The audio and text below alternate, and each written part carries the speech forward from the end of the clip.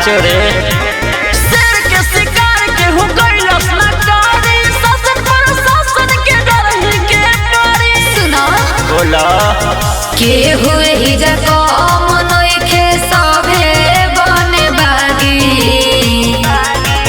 समियन से जाइब भागी अतना गोली जानी जागी समियन से जाइब भागी अतना गोली जानी जागी समियन से जाइब भागी ऐसे ना करी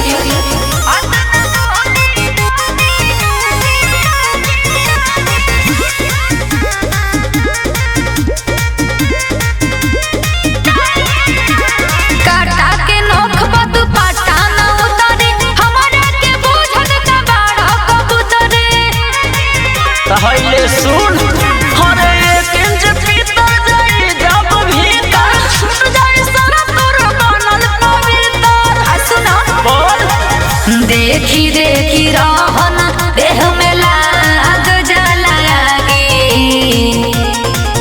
समियन से जाइब भागी अतना गोली जानी जागी समियन से जाइब भागी अतना गोली जानी जागी समियन से जाइब भागी।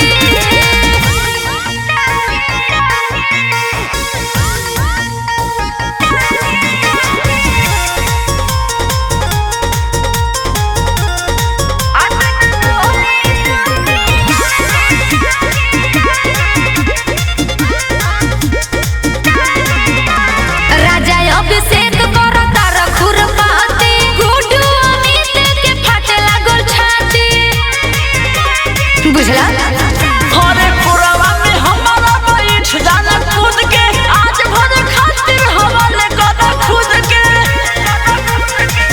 भइनी पानी पानी छोड़ी ना गोर दौड़े लागे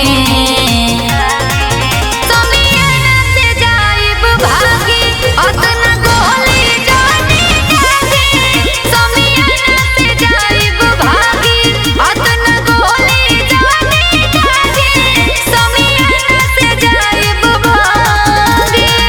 ऐसे मत करी माहौल बिगड़ जाए।